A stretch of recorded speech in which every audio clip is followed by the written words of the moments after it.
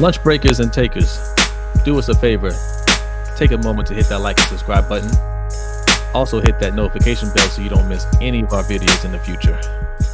B, this is the week, Monday night.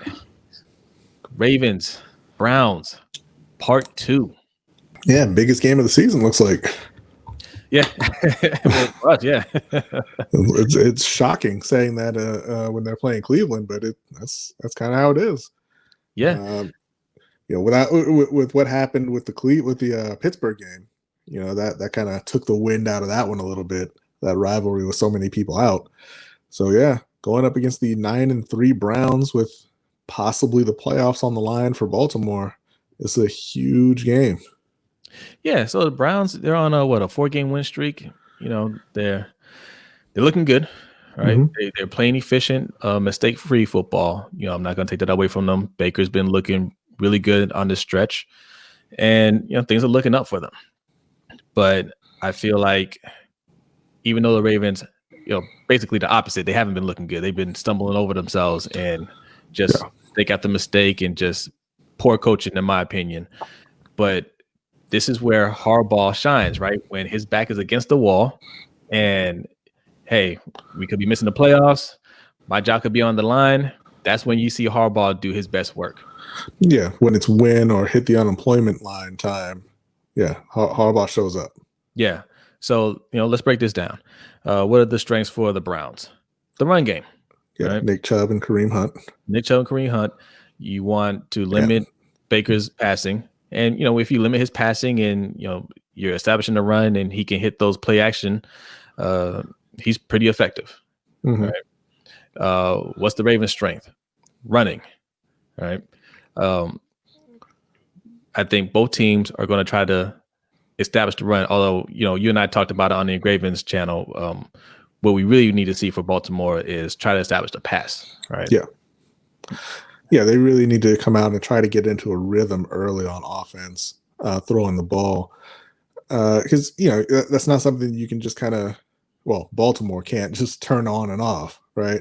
Like they can't come out and try to establish the run, get behind and say, okay, we're going to pass now. It just doesn't work for them. Yeah. They need to come out and try to get, and it doesn't even have to be down the field, but just get a few completions so that Lamar and Marquise and Andrews, they start feeling good about themselves in the game. Yeah.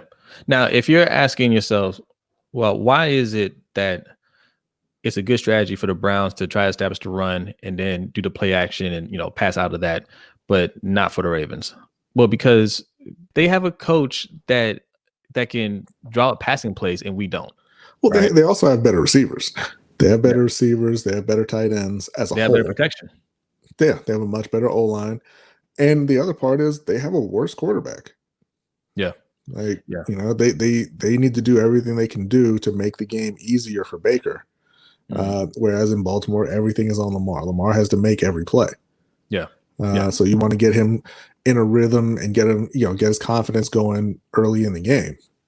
Right. No, absolutely. Let him get in a rhythm because that's who you're relying on in the end. Right. Mm-hmm. So let him establish a rhythm. Let him establish a connection with Hollywood. Willie Snead should be back into this game. Dez, I don't think he'll be back. Although Dez isn't playing. He's telling us every day though that he's testing negative. So he's trying to make his way back. But Mark Andrews will be back. Yeah, Mark Andrews will be back. So yeah, man, like we had to establish something. I don't think Greg Roman is going to be able to really make us a prolific passing offense just out of nowhere. No, I'm not saying that, but Lamar has to get into better rhythm with his receivers if we have any chance of one, making the playoffs, and two, going anywhere in the playoffs. And also on the defensive side, because Baltimore's defense, they showed up big time against Pittsburgh, right? Yeah. That was a big game for them. Even though they lost, they played really well. Not really the same scenario against Dallas. No. They looked lethargic a bit, but I think they like to play Cleveland. I think they get kind of pumped up to play Cleveland.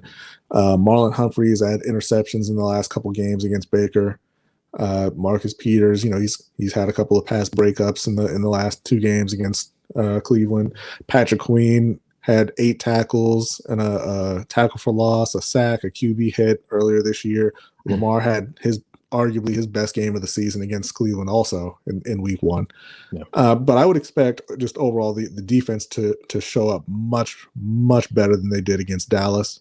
I think they're really going to go out there and try and make a statement again against this Cleveland offense. Yeah. Yeah. The thing about the defense is just a lack of focus at times, right? Yeah. I don't think it's a problem of them not being able to shut down a run or cover. I think they just lose focus. They play down to the level of competition, which is one of the major criticisms that we have of John Harbaugh, is that he doesn't get these guys, up for these games every single week. But this is a game I think everybody understands that they have to have. It's against their rival, and like you said, they like playing against that team. So I think, I agree. I think they're going to really show up, and this is what they spent the money on. This is what they put their resources in. They invested in the defense. They invested particularly in stopping the run. Right? Yeah. We drafted Patrick Queen. We drafted Malik Harrison in the 3rd round. We drafted Justin Madubuike in the 3rd round. Yeah. Right? We traded for Calais Campbell. We traded for Yannick Ngakoue, right? We signed Derek Wolfe. We signed Derek Wolfe. So we really invested in stopping the run and being able to get pressure on the quarterback. So this is for this moment, right? It's for this moment. We're playing a good rushing attack, right? And we want to make sure we can keep those guys in check and force Baker Mayfield to pass the ball. And I think we're going to do that this game. Yeah. Okay. So predictions. How do you think this plays out on Monday? So I don't think it's going to be exactly like the first game, but I don't think it's going to be particularly close either. I think it'll be maybe a little bit more competitive in the first half. We pull away in the second half. I can see 31-14. 31-14. Okay. I mean, that's pretty close to like the first game. Well, they didn't score. They didn't score a touchdown in the first game, right? No, they didn't. That's true. No. I think they did in the first drive. Was it? And then they missed the extra point. Okay. Yeah, 31-6. Yeah. Like I said, I think that the defense is really going to step up this week. If they come out and they get Lamar going, Hollywood's had touchdowns the last couple of weeks. I think they're starting to get their connection together a bit. I think that they're going to play one of their best games of the season, and I think they win 34-20. Okay. I like that.